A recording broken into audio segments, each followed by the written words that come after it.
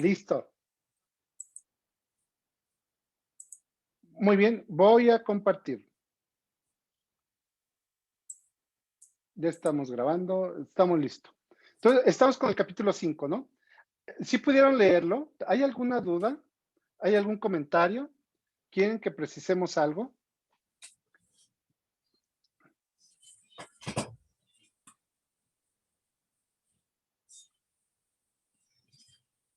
Sí, los escucho. ¿No hay dudas? ¿Sí lo leyeron? ¿No lo leyeron? Preguntas. O sea, sí lo leímos, yo creo, pero no, o sea, sería bueno que nos explicaran.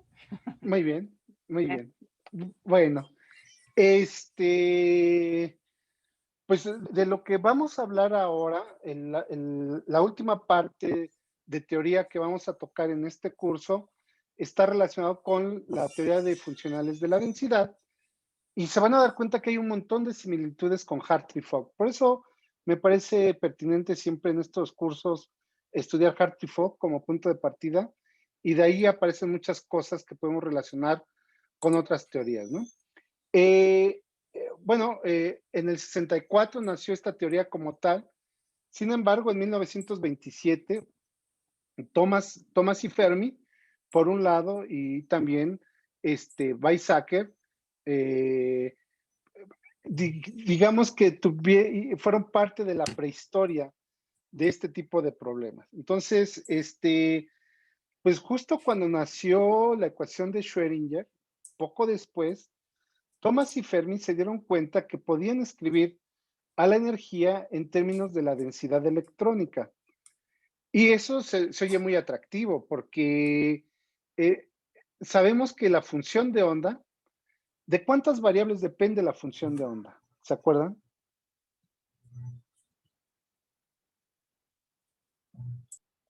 De 4n variables. De 4n variables, donde n representa el número de electrones, ¿no? Entonces, para un problema como el que ustedes trataron del dímero del agua, ¿cuántos electrones tienen ahí? 10, no, 20. 20. 20 electrones por 4 sería el número de variables del que depende la ecuación, la función de onda. Sin embargo, al tener una formulación como la que pusieron Thomas y Fermi, pues es muy atractivo porque la densidad electrónica depende solamente de 3 variables.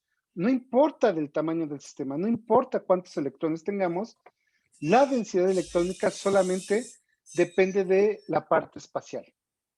Entonces es súper atractivo, o sea, tener una teoría que dependa solo de la densidad estaría muy padre. Y es lo que entonces Thomas y Fermi, y luego refinado por Weizsäcker, pues propusieron y se quedó, eso se quedó muerto porque se demostraron algunas cosas de que esos modelos, pues por ejemplo, no podían generar el enlace entre moléculas y se vio entonces como un ejercicio académico y no como un ejercicio que sí pudiera resolver el problema de n partículas que tenemos en un átomo, en una molécula, ¿no?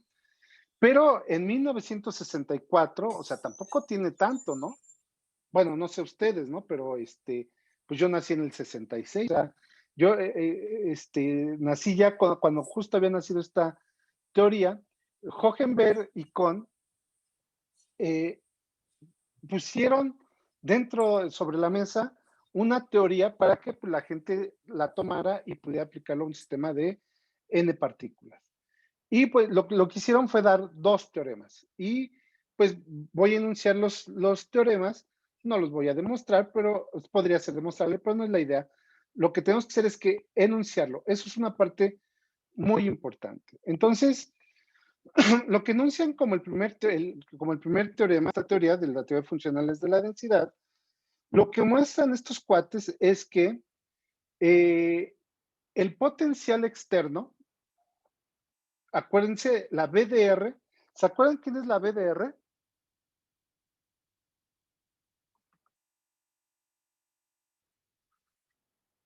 ¿Se acuerdan quién es la BDR en Hartree-Fock?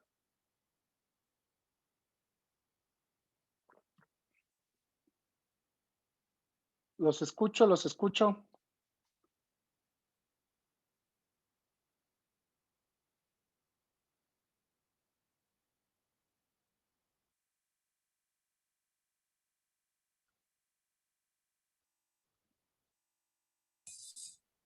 Es el potencial núcleo-electrón. Así es. O sea, entonces lo que dicen estas personas es el potencial externo, o sea, el potencial que generan los núcleos sobre los electrones. Primero, ¿por qué le llaman externo? Bueno, pues le llaman externo porque lo que ellos van a utilizar como variable básica es la densidad electrónica. Y cualquier cosa que no sea la densidad, pues es externo a la densidad. Por eso le llaman el potencial externo. Lo que está fuera de la densidad, en este caso, en el caso de átomos y moléculas, pues serían los núcleos. ¿Sale? Entonces dice, ese potencial que generan los núcleos va a estar determinado por la densidad electrónica. Este teorema es súper importante y a lo mejor me parece que podría ser hasta sencillo de ver, nada más pues, que estas personas sí lo mostraron. Les voy a pedir que me den 2 minutos porque voy a traer mi tableta y va a hacer un dibujito, permítanme.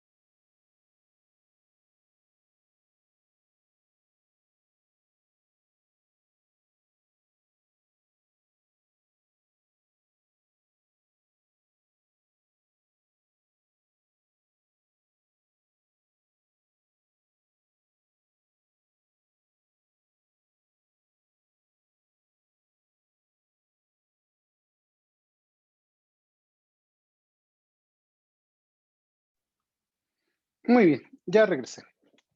Entonces, pensemos que estamos sobre un eje, el eje internuclear en la molécula del H2. ¿Sale? O sea, pensemos que lo que tenemos es, en este punto está el hidrógeno, en este punto está el hidrógeno, y lo que yo quisiera hacer, o saber, bosquejar, ¿cómo sería la densidad electrónica entre esos dos átomos? ¿Cómo es? ¿Cómo se lo imaginan que sea? ¿Cómo va a ser en regiones lejanas de los núcleos? ¿Cómo será la densidad electrónica? ¿Grande o pequeña?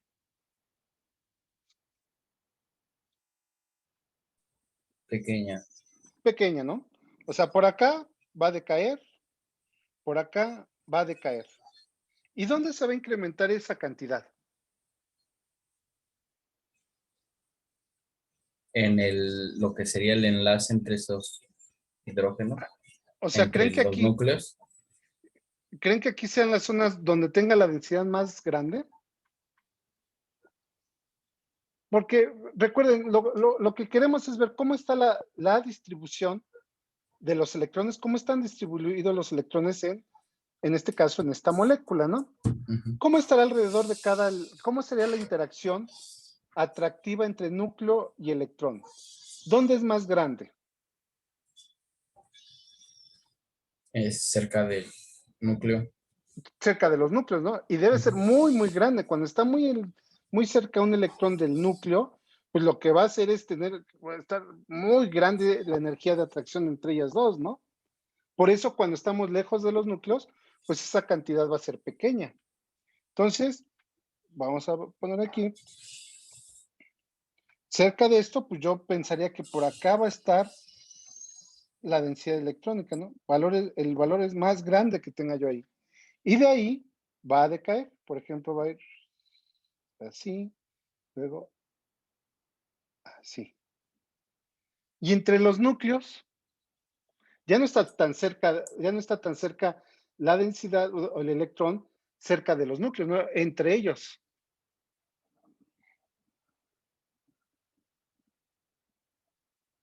¿Cómo creen? ¿Creen que debe estar al mismo nivel de cuando está en los núcleos o va a ser más baja?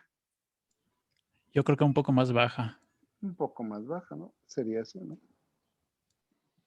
Así más o menos sería esquemáticamente, ¿no? O sea, dependerá la altura de aquí, dependerá de qué tan fuerte es el enlace, ¿no? Seguramente si hay mayor acumulación es porque es más fuerte el enlace y dependerá del tipo de átomos que nosotros tengamos. O sea, esquemáticamente va a ser la misma, vamos a tener la misma forma de la molécula H2, en la molécula N2, pero en el N2 hay un triple enlace. Entonces, en la región N del enlace, pues va a ser ligeramente diferente, ¿no? Y yo creo que va a ser más alta esa parte para el nitrógeno que con respecto al hidrógeno que nada más tiene un enlace. Muy bien, entonces vayamos al teorema de Hohenberg-Kohn. Entonces, lo que nos dice Hohenberg-Kohn es de que la densidad nos va a determinar el potencial externo, o sea, ¿dónde están puestos esos núcleos? Voy a suponer que ahora lo que tengo es una densidad de esta forma. Otra vez es otra imaginación, es otro experimento mental que estoy haciendo, que quede por aquí, que quede por acá.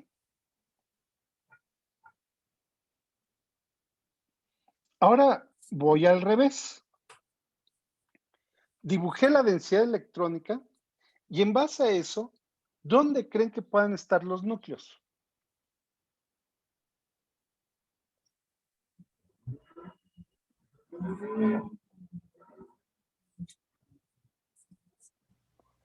¿Van a quedar en las mismas posiciones que previamente? No, No, ¿verdad? ¿Dónde van a estar? ¿Dónde creen que puedan estar? más cerca. Pero sé más precisa, ¿dónde? ¿Dónde tú crees que de la línea roja que yo dibujé, dónde crees que puedan estar los núcleos? Pues, o sea, yo creo que avanzan un poquito, casi donde está el piquito del rojo. Ándele, ajá. Sería eso, ¿no? Digo, donde está el máximo, pero es muy seguro que aquí tenga yo el átomo de hidrógeno y el que tengo acá. Entonces, fíjense que lo que nos está diciendo Hohenberg-Kohn es que dependiendo de la densidad que yo tenga, es donde yo voy a tener los núcleos. La densidad determina el potencial.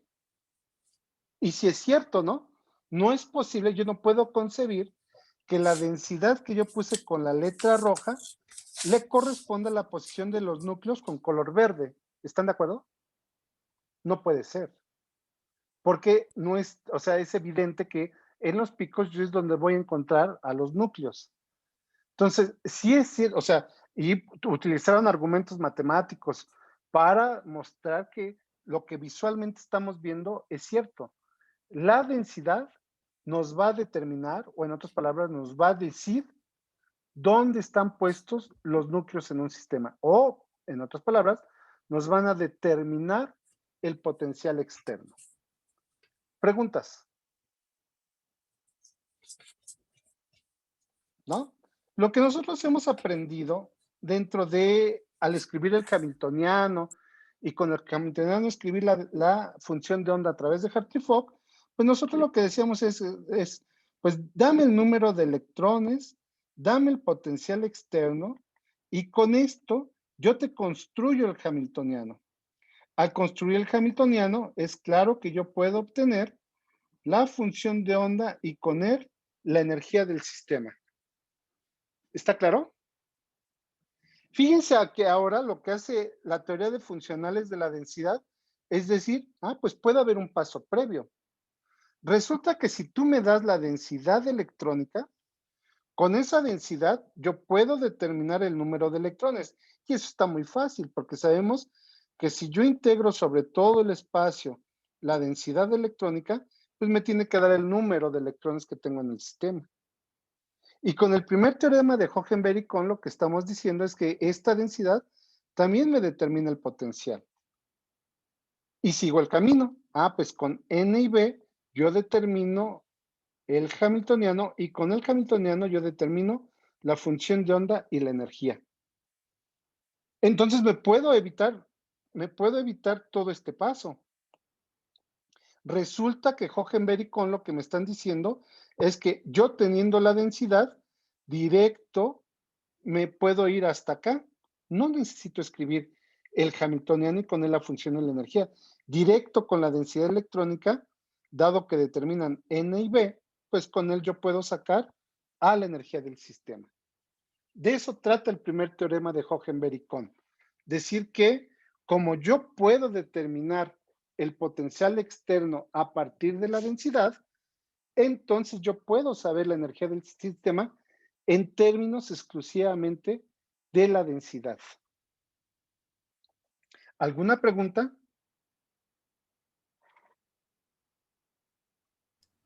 No, todo bien por ahora. ¿Todo bien? Perfecto. Entonces, déjenme ver. Ya está, ¿no? Entonces, lo que dice Hohenberg y Kohn es que la energía puede estar determinada en términos de la densidad y lo que sabemos es que las contribuciones de la energía pues debe de ser energía cinética, la energía electrón-electrón y la núcleo-electrón.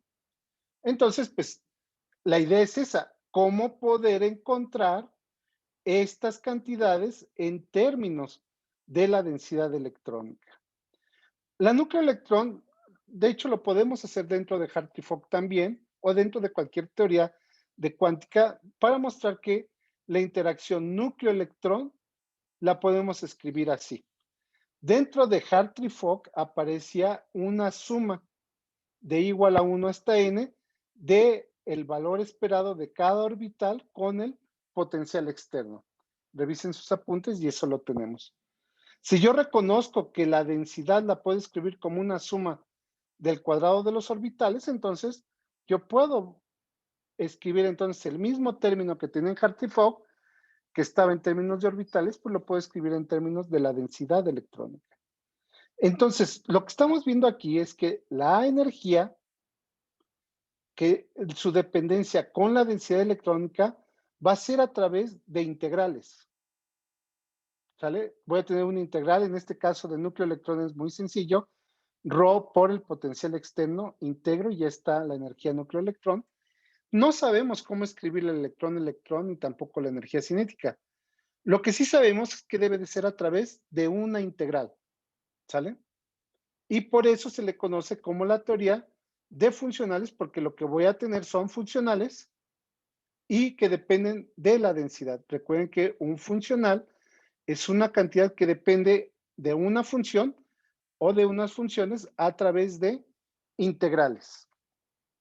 Entonces, por eso se llama teoría de funcionales de la densidad, porque lo que nosotros tenemos es una cantidad que depende de una función, donde esa función es la densidad en nuestro caso.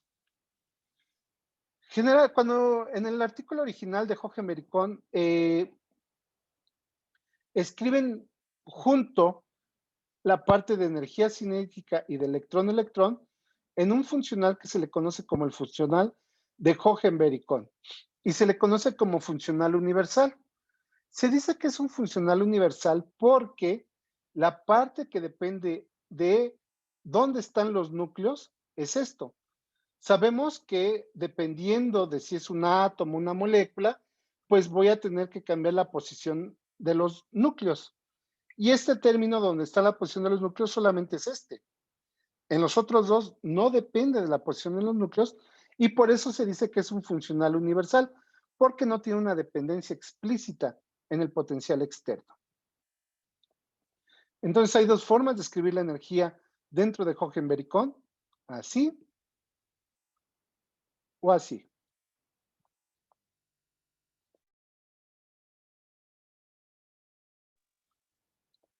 ¿Preguntas? ¿Preguntas?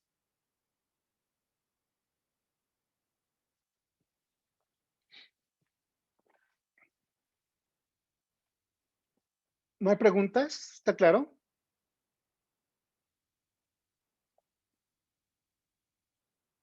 ¿Puedo continuar? Sí, profesor. Muy bien. Entonces, para resumir esto, el primer teorema de Hohenberg-Kohn nos asegura que existe un funcional de la energía que depende de la densidad electrónica. Lo que hace Hohenberg-Kohn es asegurar la existencia. Lo malo de Hohenberg-Kohn, y es lo que tenemos que reclamarles, bueno, ya no podemos porque, yo no sé si Hohenberg ya murió, pero Kohn ya murió. Es probable que Hohenberg ya también haya muerto. Pues lo que tendríamos que haberle reclamado es que nunca nos dijeron cómo construir este funcional universal. Dieron algunas pautas, ahorita vamos a ver una de las pautas que ha dominado en los últimos años y que es la manera en que trabaja la gente ahora, pero es una forma. Entonces, nunca nos dieron la forma precisa de cómo encontrar ese funcional universal. Y es el problema que existe ahora dentro de la teoría de funcionales de la densidad. La gente que se dedica a pues, hacer la búsqueda del funcional universal, pues entonces siempre se topa con esta expresión y ahorita vamos a hablar un poco de cómo la gente ha abordado este problema del funcional universal. Muy bien, entonces ese es el primer teorema.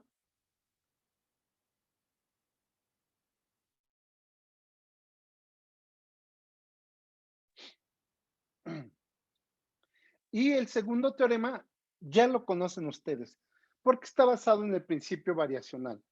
Muestran que hay un principio variacional como el que nosotros usamos en el método variacional, donde la energía, como dependía de la función, pues solamente íbamos a tener la energía más baja cuando tuviéramos la función de onda exacta.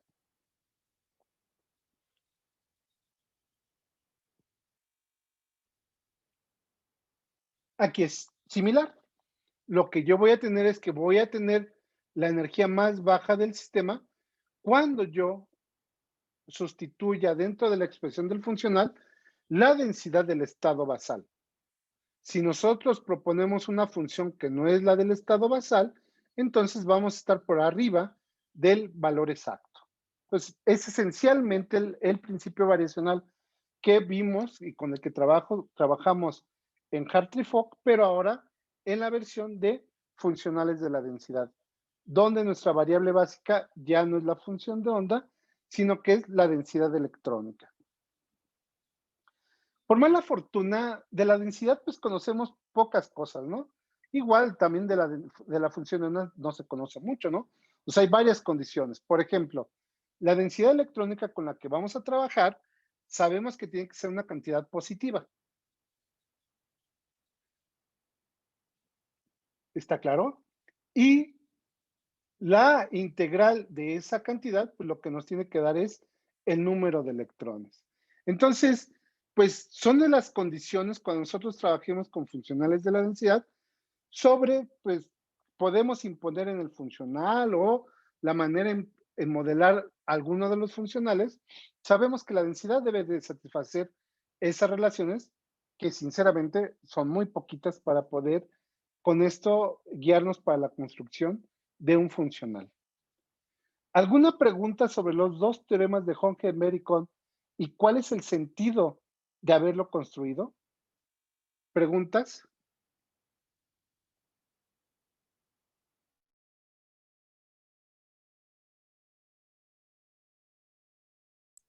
No. ¿Todo bien? ¿Todo claro? ¿Sencillo? Muy bien, entonces vayamos, antes de ver la versión más usada dentro de la teoría de funcionales de la densidad, el preámbulo para eso es algo que nosotros conocemos y que vamos a asociar con Hartree-Fock, ¿sale? Entonces, mucho ojo. Voy a trabajar con un sistema que se conoce como sistema de partículas independientes. y le van a ver la forma a esto. El sistema de partículas independientes está constituido por partículas, por electrones, que lo que tienen es, ¿este término a qué se refiere? A la energía cinética. A la energía cinética. Muy bien, entonces, este hamiltoniano que me representa las interacciones en este sistema es un sistema ficticio, es un sistema que no existe, pero que vamos a utilizar de referencia para construir un funcional dentro de Heisenberg y Kohn. Entonces, es un sistema que tiene cada una de las partículas, cada uno de los electrones, tiene asociado su operador de energía cinética. ¿Y qué me representa esto?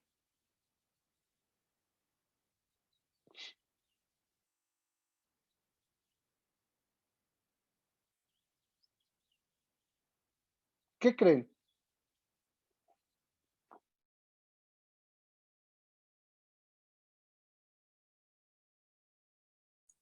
Sería el potencial núcleo electrón. Fíjate que sí, pero ligeramente diferente, porque tiene un subíndice S. O sea, dice, hay algo, un potencial. Recuerden que cuando hablamos en mecánica, ya sea clásica o cuántica, cuando hablamos de potenciales, asociamos siempre esas cantidades a una fuerza. Sabemos que hay una relación entre potencial y fuerza. Entonces, lo que nos dice el BS, B subíndice S, es que hay fuerzas sobre cada uno de los electrones de nuestro sistema. No necesariamente por parte de los núcleos. Dice, hay un BS, hay una fuerza que está actuando sobre cada uno de los electrones. ¿Sale? Y la pregunta que tengo aquí en la 5.8 es, ¿existe la interacción electrón-electrón en este sistema de partículas independientes?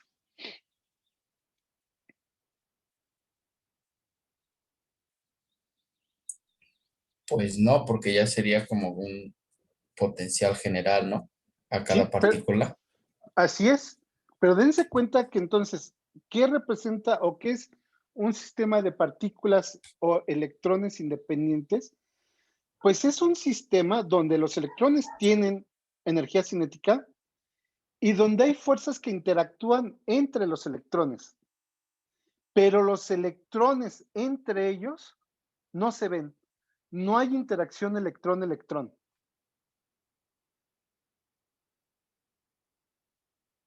Preguntas.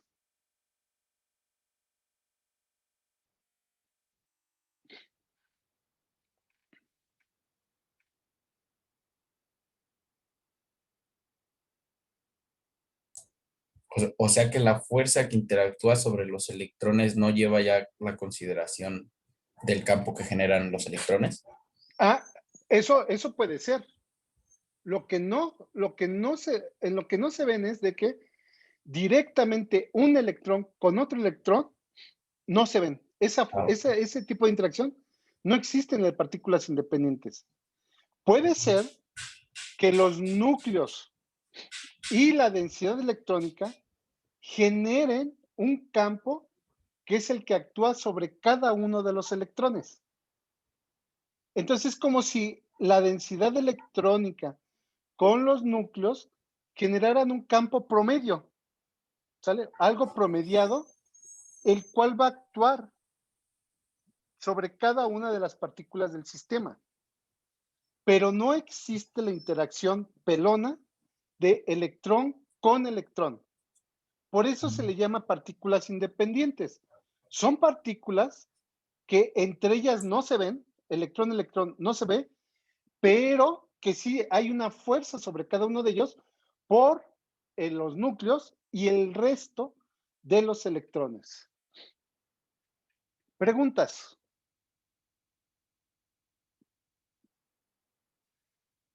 ¿Dudas sobre este sistema de partículas independientes?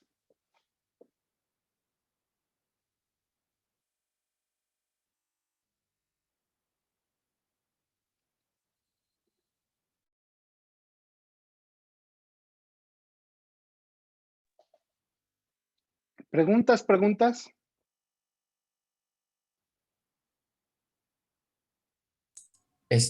Yo sí. Ajá. Aquí en el texto menciona que no debe de ser confundido con el gas de electrones. ¿El gas de Así es. electrones qué describe?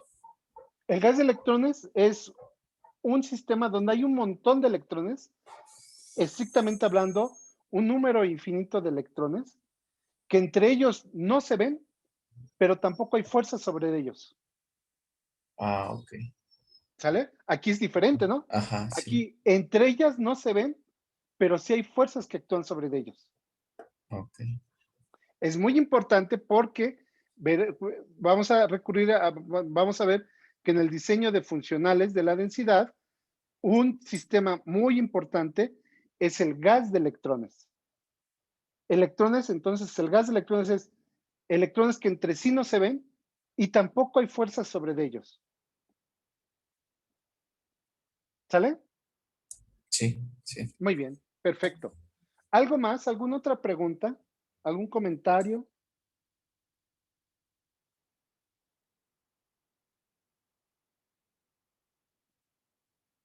¿Continúo? Sí. Sale pues. Pues ya está. Fíjense, aquí viene una parte importantísima.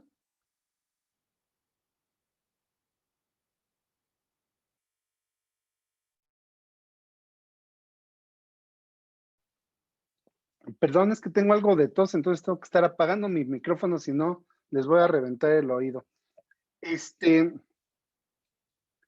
Aquí viene una parte importantísima con respecto a Hartree-Fock.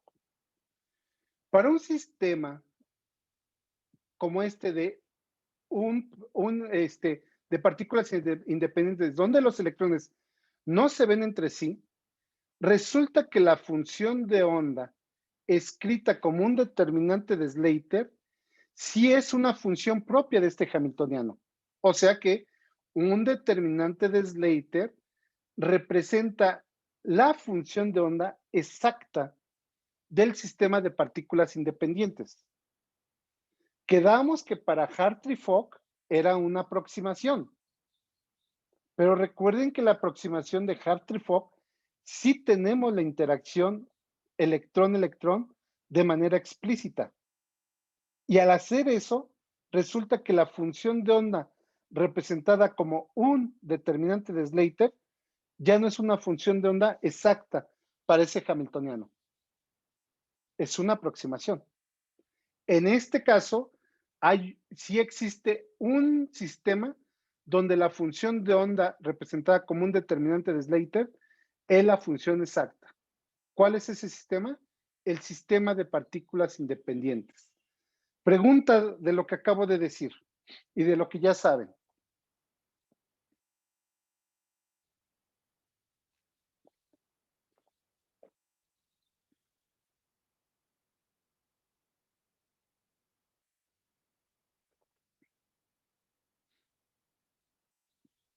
¿Continúo?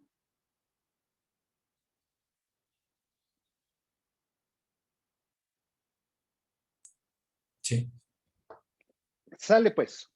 Entonces, pues voy a utilizar dos resultados que ya sabíamos nosotros de Hartree-Fock. Cuando nosotros tenemos un determinante de Slater, el valor esperado de la energía cinética lo vimos nosotros, de hecho ustedes lo hicieron para unos casos particulares. La energía cinética es simplemente la suma de energías cinéticas individuales. ¿Se acuerdan de ese resultado? En Hartree-Fock vimos eso, ¿no? La energía cinética del sistema era simplemente la suma de las energías cinéticas de cada uno de los electrones. Y otro resultado que también encontramos, y lo hicimos para un caso particular, es que la densidad electrónica es la suma de las densidades electrónicas individuales. Entonces, porque conocemos o porque sabemos que tenemos una función de onda como un determinante de Slater, conozco estos dos resultados. Pero además, yo sé que esta función de onda es la función de onda exacta para este hamiltoniano. O sea que para el sistema de partículas independientes, su energía cinética es simplemente la suma de energías cinéticas individuales y la densidad electrónica asociada a este sistema es simplemente la suma de densidades electrónicas individuales. Preguntas. Preguntas sobre el sistema de partículas independientes.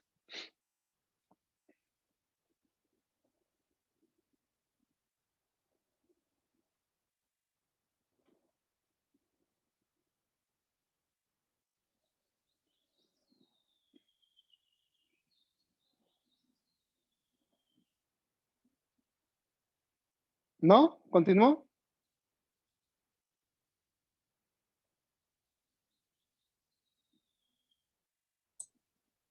Sí. Sale pues.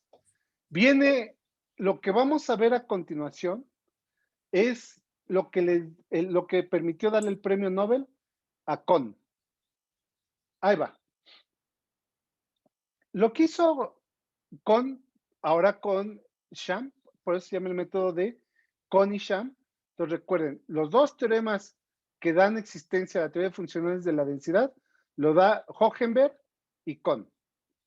Y un año después sale una forma de cómo construir el funcional universal de Hohenberg y Kohn, y lo publicó Kohn y Sham.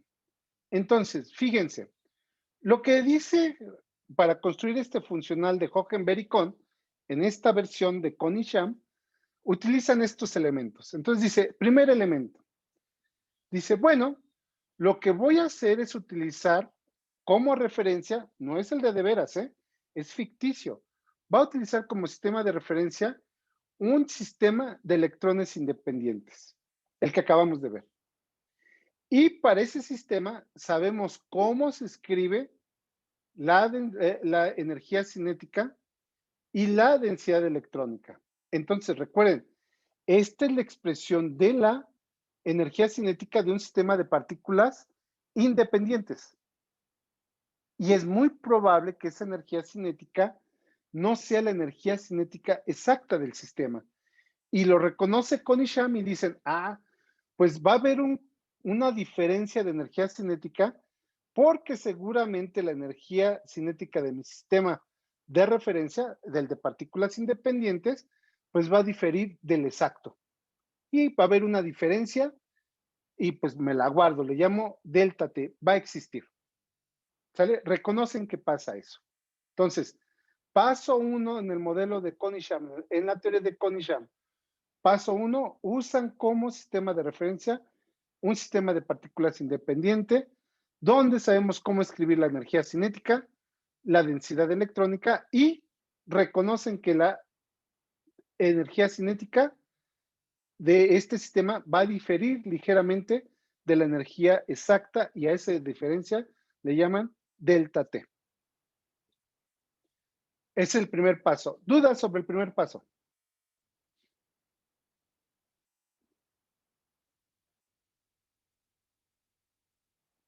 ¿No? ¿Todo bien? Todo bien. Sale pues. Segundo paso.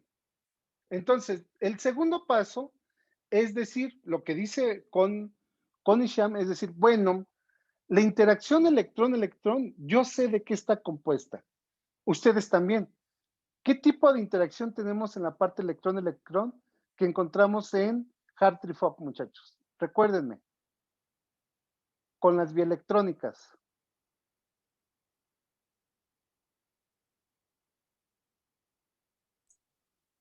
Las coulómbicas, las Muy bien. integrales coulómbicas, ¿Y cuáles más? las de intercambio. Muy bien, y las de intercambio. Entonces, ellos dicen, híjole, en mi sistema reconozco que sí existe, a fuercita está, la interacción coulómbica. Y entonces dicen, bueno, ya no la voy a escribir como en Hartree-Fock, donde aquí tenía densidades electrónicas individuales. Ellos dicen, no, voy a utilizar el grueso de la interacción electrón-electrón por parte de la densidad electrónica total, no importa el tamaño del sistema. La energía coulómbica por parte de la densidad electrónica siempre se va a escribir así. Y ellos dicen, bueno, eso es lo que yo voy a tomar como electrón-electrón y sé que me faltan más cosas. ¿Qué otra cosa? Pues la de intercambio. Pero yo sé que además debe haber algo adicional porque Hartree-Fock no es exacto y a esa diferencia le llamamos energía de correlación.